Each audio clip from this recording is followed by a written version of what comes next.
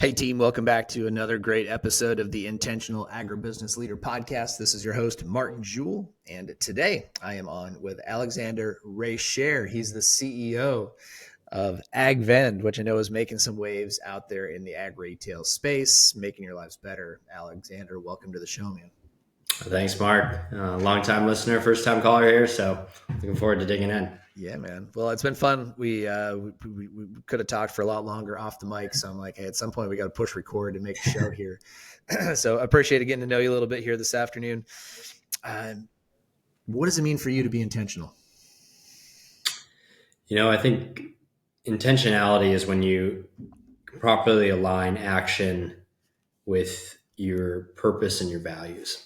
And when those things come in combination, that's really where you drive intentionality, in my opinion. And it's something that I focus a lot on in my day-to-day, in my life, personal life, but also very much with how we built AgVend from the start. That's cool. I really like that definition. It's aligning action with purpose and values. Yeah, that's cool. That's really cool. That drives intentionality. I feel like I talk about this a lot on the show with different people, but I want to tap on it again because I know not everybody hits every show. I would just love to know for you, actually, because I think one of the things that's really important is if that statement to be true, okay, align action with purpose and values. Sounds nice, great poster.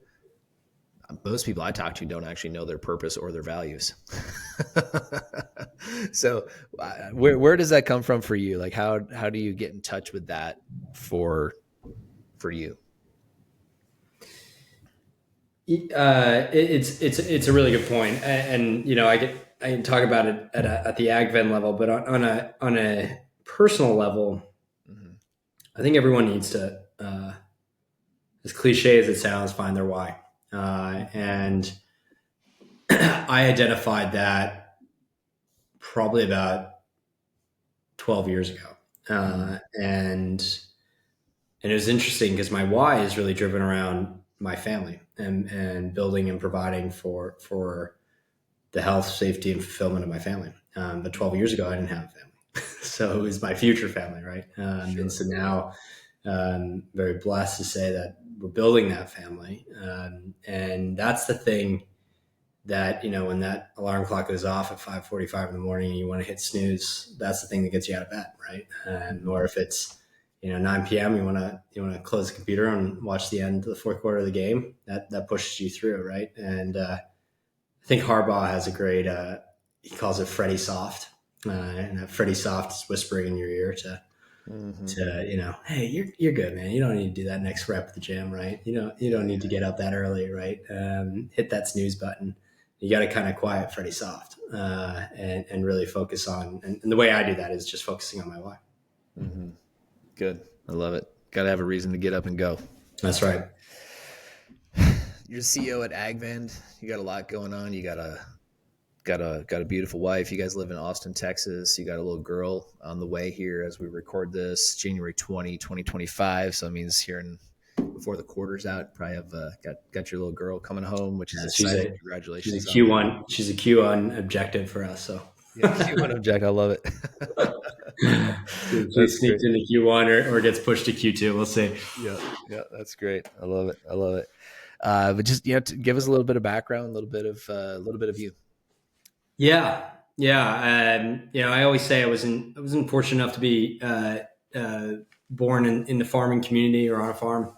Grew up in a small little town up in New England, and kind of made my way into first technology from a kind of finance background. And then from there, woke up one morning working for a company, leading product, and I said, man, what am I doing with my days? And what problems am I solving? Who am I solving them for?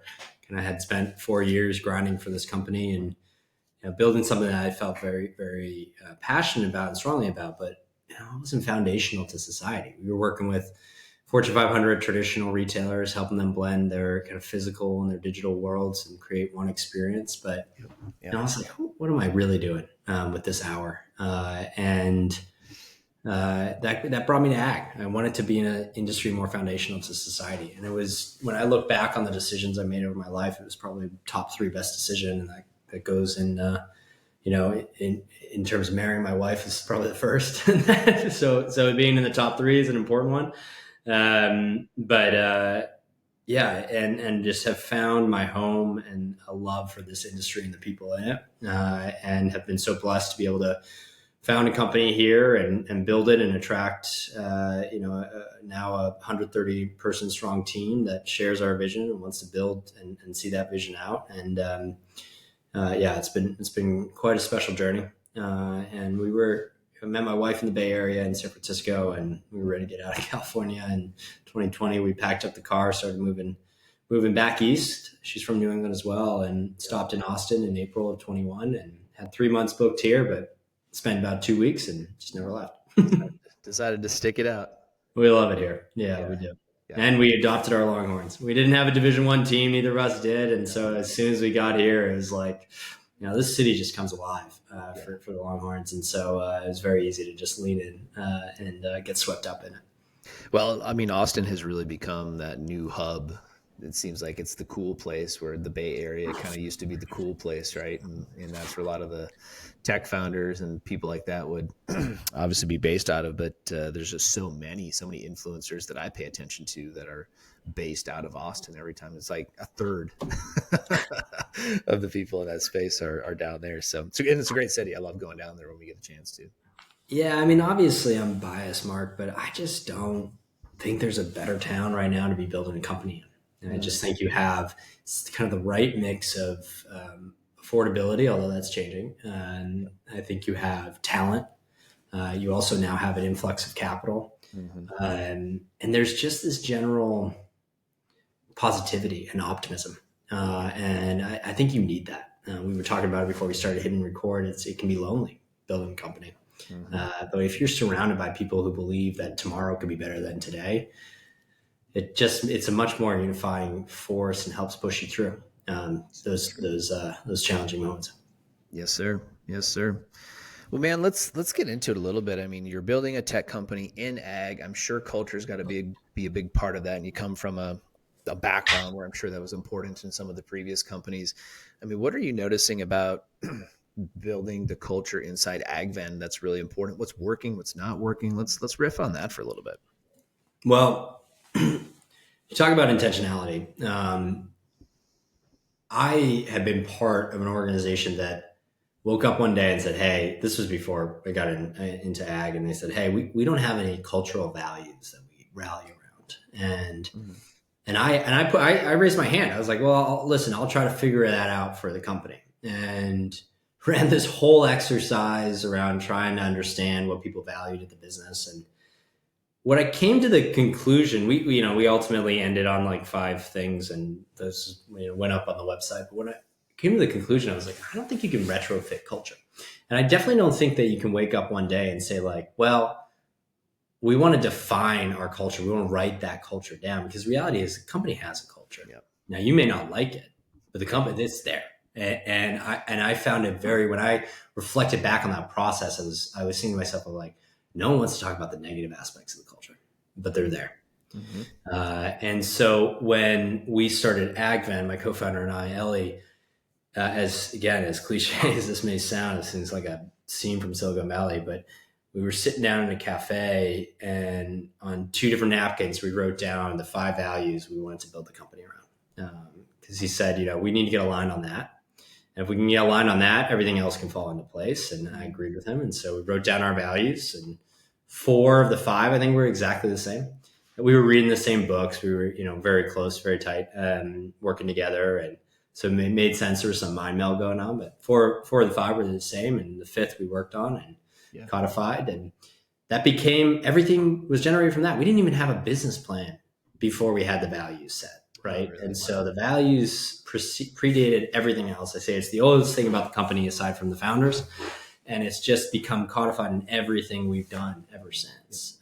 And so we set ourselves up to be in a position where, now 7 years going on 8 years from that conversation, those 5 values are very much how we operate this business. Yeah. And it's awesome. Who we look for, how we hire, how we promote people, how we manage our customers, how we prioritize things on the roadmap. Everything points back to the values. Yeah. And they're not for everyone, Mark. And I like that. And I like when people are like, you know what, challenge directly, not for me. I'm much more, I don't like to give feedback constructively. I don't want to do that. I understand that, it's not for everyone. But for the ones that is for, and they kind of assess that in the interview process, we assess that as well. Yep. But those people, they lean into the value system here, and they resonate with the values that we're trying to lead with, and they thrive in this environment. That's great. So yeah, we've been quite intentional about that.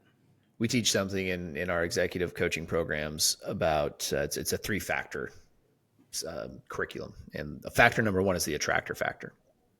It's so as an executive, as a team leader, as a business, really you either have it or you don't, right? You're in your attractor factor. Well, I say that everybody has one. It's kind of like everybody has a culture, right? But sometimes and like tends to attract like, right? So if you have an unintentional attractor factor or an unintentional culture, then you're going to attract unintentional people, right? So, but the attractor factor defined is, you know who you are, you know what you stand for, you know what you tolerate, you know what you don't. Yeah. And people can either come and be a part of that or they cannot. And both options are totally okay. Right. But if you're here, this is what we stand for. This is who we are. This is what we tolerate. This is what we won't tolerate. And that's it. And then anything else outside of that means like you either just get to opt out or you get to go away otherwise. And that's it. And there is no other part of the conversation. And when you do that, all of a sudden you create magnetism. Right. And you magnetically attract. And I have clients, man, what an independent retailer I was telling you about off mic. Yeah. It makes no sense, but they're attracting incredible talent in a part of the world where the common story is like, nobody wants to work. Nobody wants to do these jobs. Nobody wants to work in ag retail. Nobody wants to do this. They've gone from 46 to 120 employees in 4 years with the same 5 ag retail locations. It doesn't make sense, but they got the attractor factor down. Yeah. And they can, by the way, they continue to work on it. Like that's of course, total work in progress. So yeah. But by the way, I wanted to put an exclamation point on the way that you shared that, because so for those of you that are listening, you can go back and listen to this again. I highly recommend it. I'll summarize it for you now. So, Alexander and his founders and team, founding team got together and they wrote down the core values and then built a business around that. Yeah. Right. Most of us are retrofitting core values to a business that's been in existence for 10, 20, 100 years.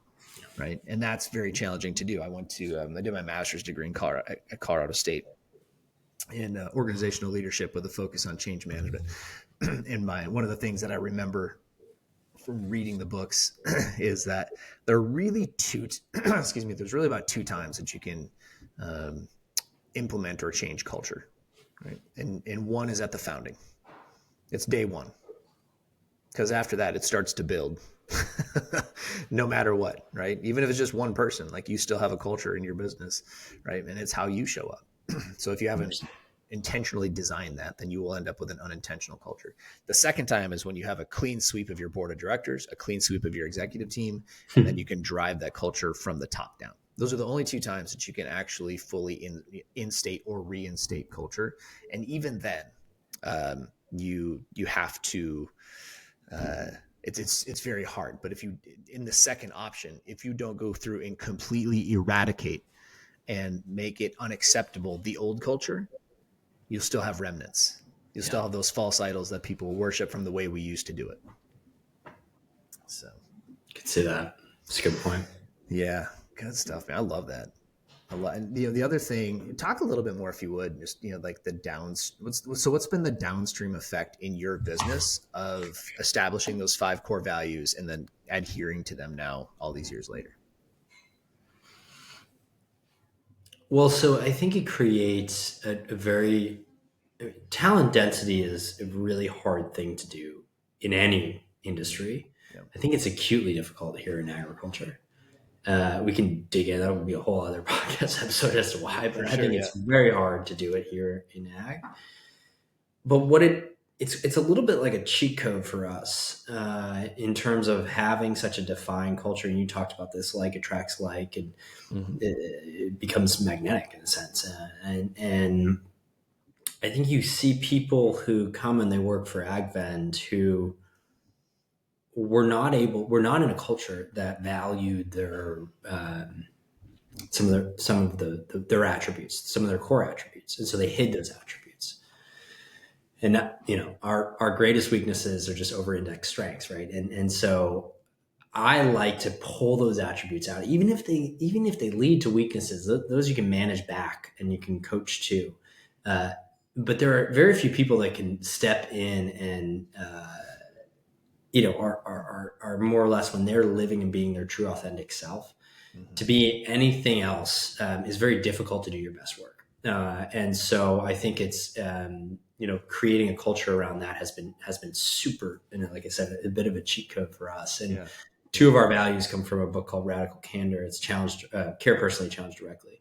Yeah. And if you're caring personally for someone, the whole idea is that you want to see them maximize their potential. But the only way to maximize your potential is if you're in a constant state of growth. And the only way to be in a constant state of growth is if you're being challenged. And that creates a very vulnerable world at AgVend, because you can be challenged by anyone at this company, but it all comes from this one single place of that we want to maximize our potential as individuals so we can maximize our potential as a business. Yeah. And aligning everyone around those values is how we do that.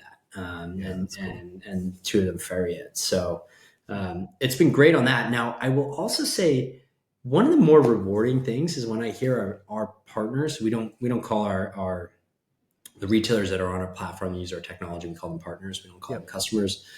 We provide the best class technology, or we like to think so at least, but they need to adopt it, implement it, lead with courageous leadership to get it used within their organization. And it's a two-way street. So we need them to come along the journey. So we call them partners. Just want to clarify that nomenclature. But it's amazing when I see our partner retailers using or calling out how they're being treated by using our values. So they'll say, we have I won't blow her up on the podcast, but she over-indexes on challenge directly because she cares so damn much. So I got a call from the now CEO of this company, and he said, well, I just got off with this with our partnership manager, and she told me I needed to do a better job of leading my team. And I said, oh, I'm so sorry about that. And he goes, no, I loved it because I get it. I know it's coming from a place of care. I know she really wants me to be successful. And so I'm fine being challenged. Mark, that is, that for me, when our partners understand our values enough to essentially provide that feedback back to us, that's when I know it's clicking. Right. And I think that's how we can say, not only to the candidates that come through our doors, but also to our prospective customers that, hey, if you want to know what it's like working with AgVend, go look at our values, and then go talk to all of our other partners who have been managed to live, have been, being served by us with these values, and see if we've lived up to them. Yeah. I'll short track that. Typically we do, right? So, but yeah, no, it's been incredibly rewarding on both sides and instrumental to our success. Yeah. It's so good. So good. And so care personally, challenge directly. Yeah.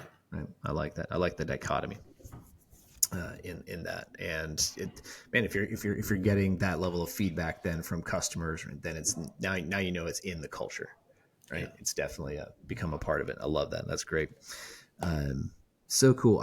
So along those lines, as you think about, bringing on new talent, adding to the team, building to the team, if we're going to say, hey, these are the core values, this is what we tolerate, this is what we don't tolerate. I mean, do you ever run the risk of, spend a lot of time, try to recruit in a great person, but then it just, it doesn't work out? I think this is where a lot of people really start to get off track with the concept of saying, hey, these are core values, and this is, it's got to be this or something better.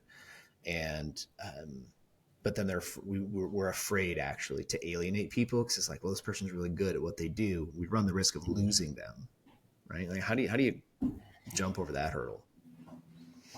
We never compromise on our values. And we've had some really painful moments where we had top performers that it didn't align with our values, and they weren't the right fit because of that. And it starts with that.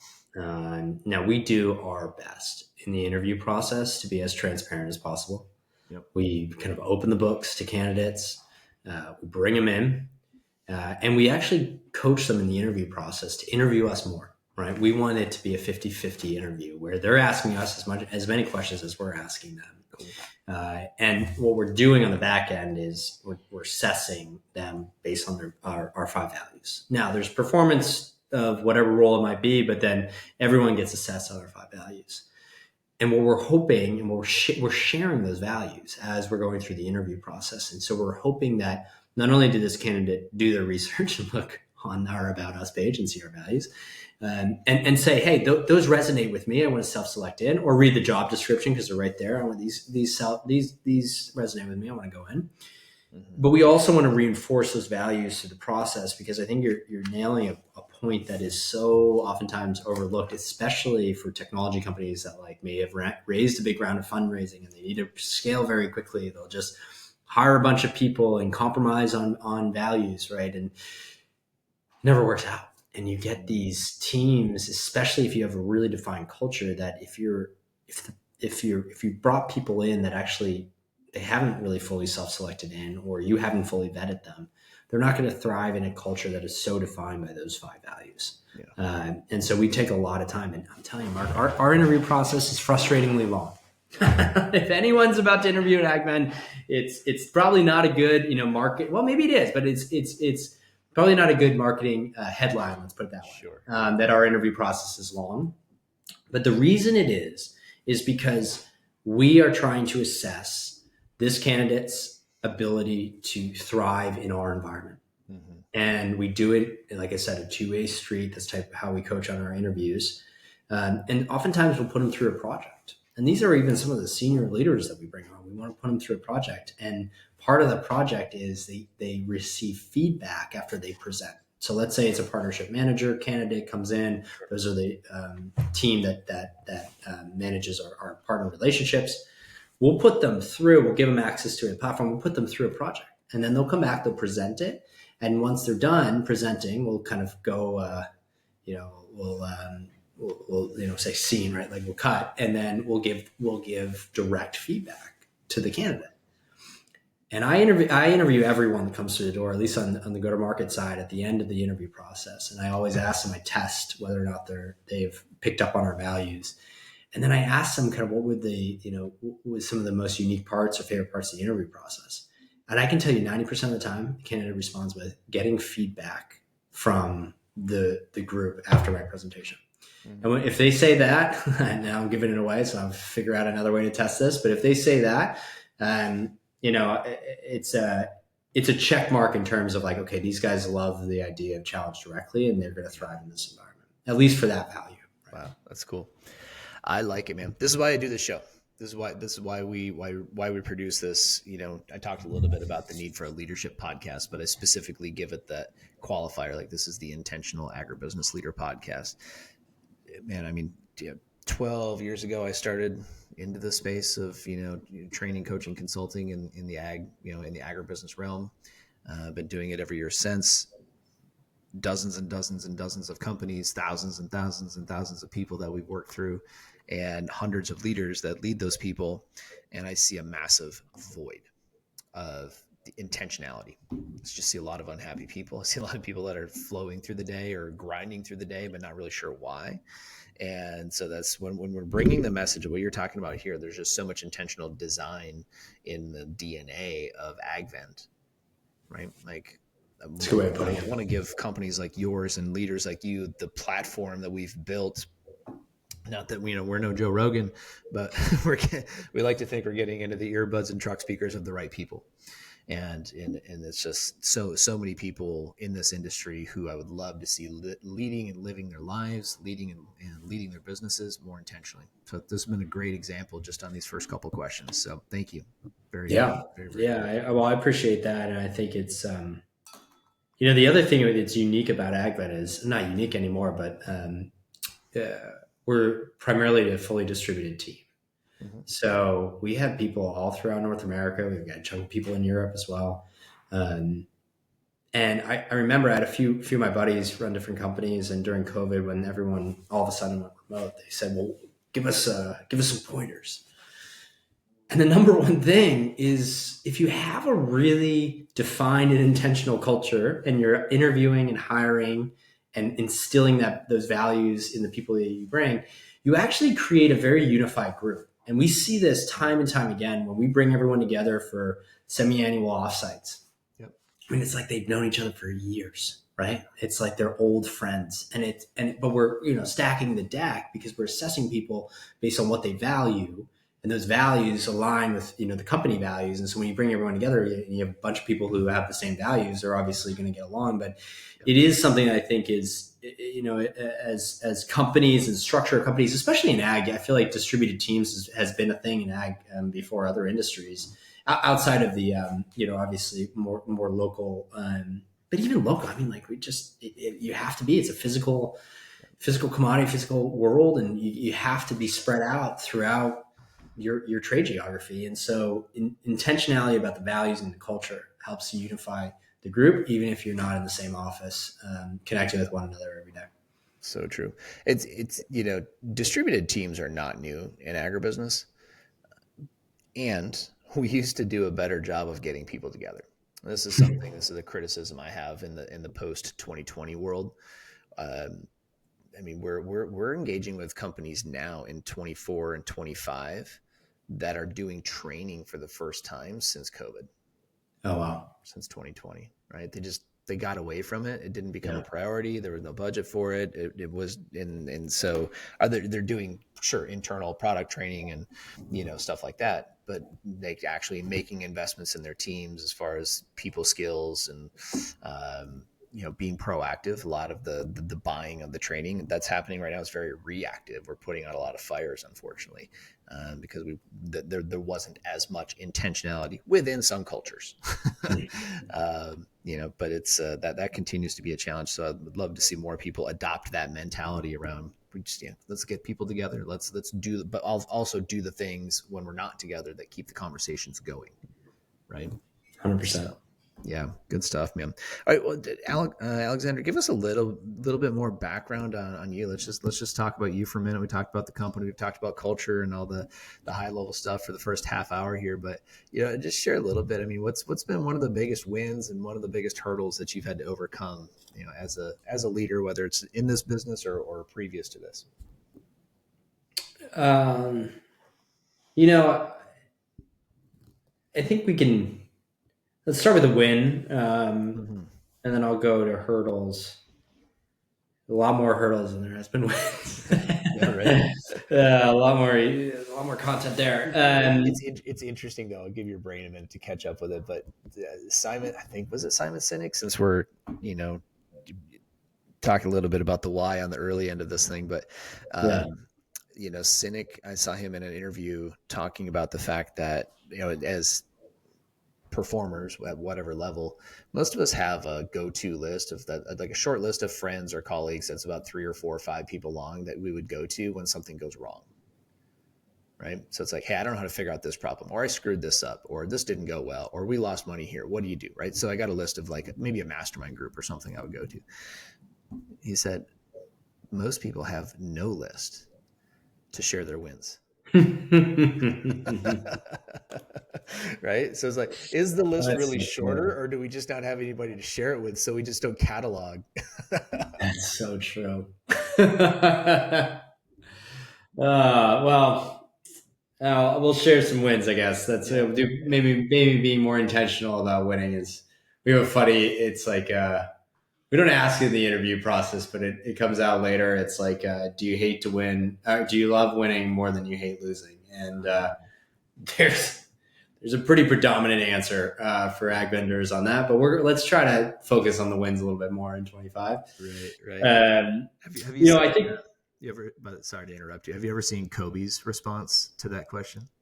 No, I haven't. So there's an old interview with Kobe, obviously before he passed, that they asked him, do you play to win or do you play not to lose? Because most of us are playing either to win because we're competitive or not to lose because we don't like to live with shame and guilt and the loss, right? Yeah. And he's pensive for a moment. Always. And he's like, I play to figure out the game. Oh, I heard that. Like it changed so many things for me personally. So I'm like, yeah, I mean, sometimes I'm chasing a revenue goal, right? Or sometimes I'm just, trying to get everybody paid before the month is over. It's like I'm playing to win or I'm playing not to lose. Like business became a lot more fun, because it's all of its challenges that come with it. I've not known my exact salary ever in 15 years of entrepreneurship. So, you said it eventually, but it's like, no, now it's not, we're just figuring this out. We will just always be figuring it out. Yeah.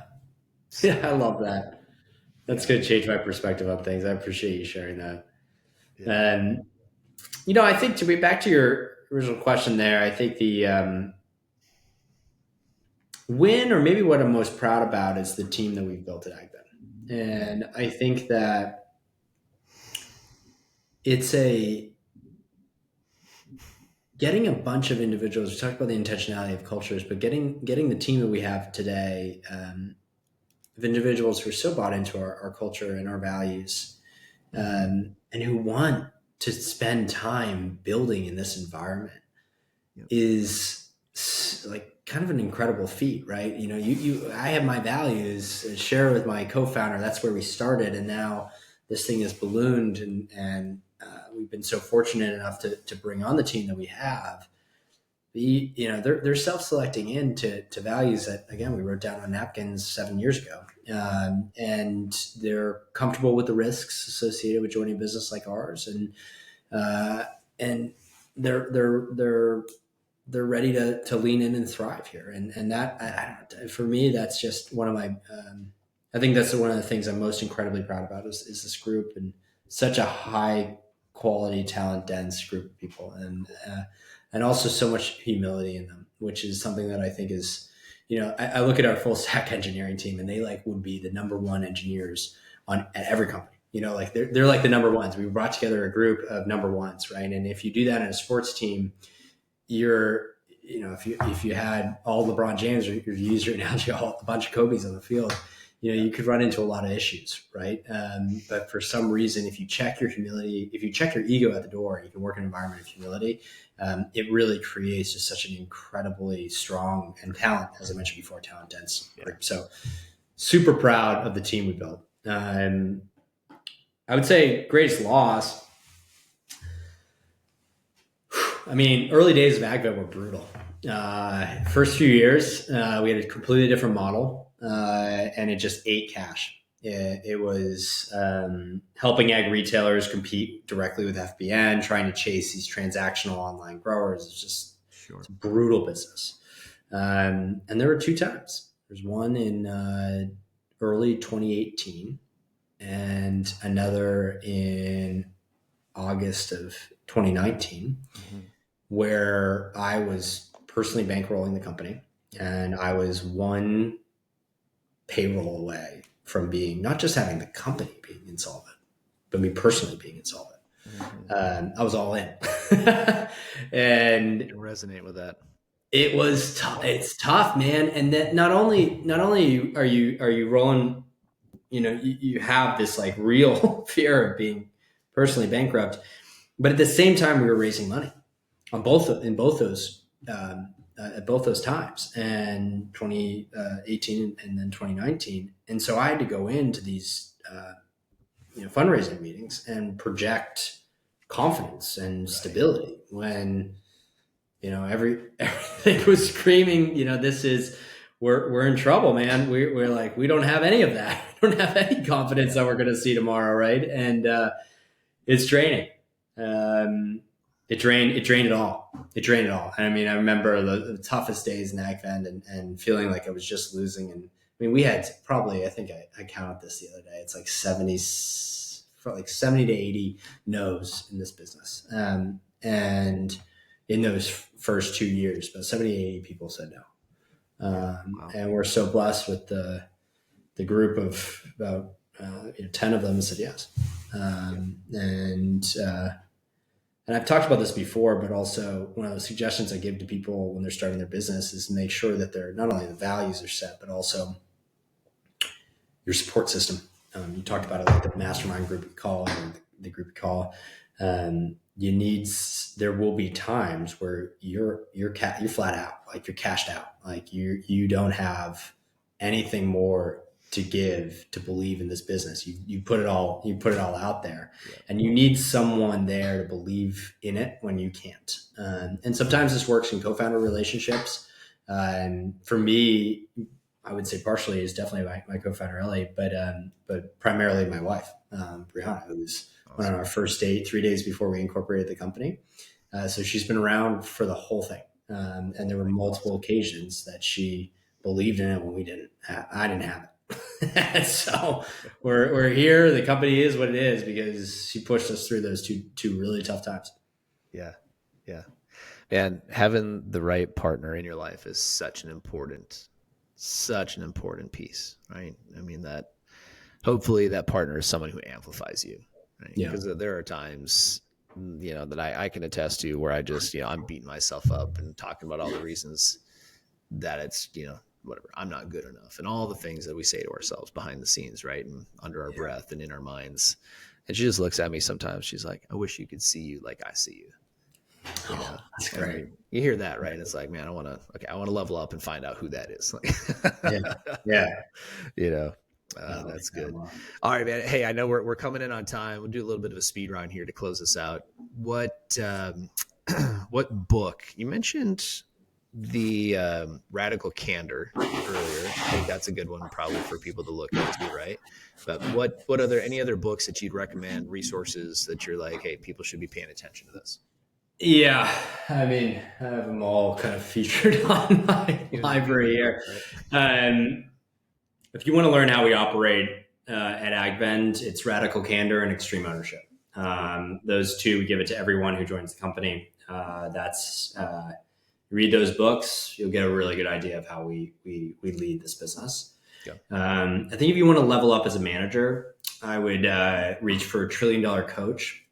So the lessons from Bill Campbell, or High Output Management, which is written by Andy Grove. That's like, I think he wrote it in the 90s or maybe late 80s. And it's just like the quintessential, in my opinion, one of the quintessential management books, and helps. We work on it with our leaders because it helps them differentiate between low leverage and high leverage tasks. I think that's one of the best things. And then if you're an entrepreneur, I would say The Alchemist. So it's a book I read every year. And it's all about, finding your own personal legend. And I think going back to that, pushing yourself through, finding your why, I think that's that's key. And then also, What to Do with an Idea, which is a kid's book. And it's beautifully illustrated. And my wife got that for me as an adult. We'll read it to our daughter at one point. But it's one of those that actually pushes me through when we're having a hard time thinking about the business. That's great. Yeah. That's so great. Probably more than you bargained for there, but. Oh, that's cool. Love it. What do you do to keep your physical energy up? Well, I have a low drug tolerance, and so I do a big cup of coffee to start the day, and I'm wired. So I'm ready to rock. And I guess I would be remiss to say that getting in some cold water, as cliche again, third cliche of this episode, a third cliche being living in Austin and doing some cold plunges. Sure. Did cold plunges before I moved to Austin, to be fair, but that gets me going. I don't find it to be cliche for our audience yet. I think we got some work to do on the ag industry to get some people. Now we have my wife actually bought a sauna. We both a sauna since we moved into this house 3 years ago. We now have an infrared sauna, and then her most recent purchase was a cold plunge. And so I'm hitting CrossFit, sauna, and then 5 minutes in 50-degree water, and it's like, you're ready to rock. I am ready to go, man. You are ready to rock. So yeah, I think that's key for me. And, I also think leaning into when I'm most productive. And I think that's something that we're all different. We all have different times of the day that we're most productive. And what I try to do is I know when that is essentially first thing in the morning. And I try to eat the frog. So the hardest task of the day, try to get it done within the first 45 minutes of my day. Are you a morning producer or an afternoon producer? You're a morning guy. Totally a morning producer. Afternoons, I'm worthless. Yeah. for this interview. I find more dudes to be morning producers, and then the afternoon more for the women. Like my wife is like, she's hitting it hard now, and like, but I do my interviews in the afternoon because like for me to sit down and do task work right now is very challenging. Yeah. So, but filling out forms, doing task stuff at 7 o'clock in the morning, no problem. Yeah. So yeah, good stuff. All right. Last question. What's the biggest thing that you personally want to improve on this year? Man, I just want to be a good dad.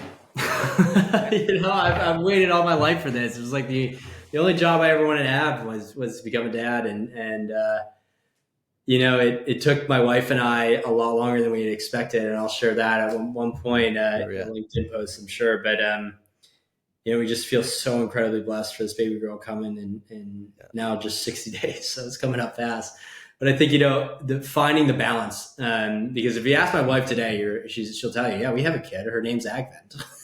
And so it's, I think having another child, and I guess we have 3 kids because we do have a pup. And so, but trying to figure out how to balance that and show up and bring my whole self in all these different roles, all these different hats that I have to wear. Is going to be key. So balance is my word for the year. But it's really just trying to be a good dad. Beautiful, man. I love it. I was right where you're at 17 years ago. And, it's been, so get this, she just paid cash for her first car on Saturday. We went and, she working her Chick-fil-A job, saved up some money, and she got her first car. So happens fast. Balance is a good word. Take it all in and breathe it in, man. It's awesome. Yeah, I appreciate that. Yeah. Alexander, this has been fun, man. I hope we get to hang out again.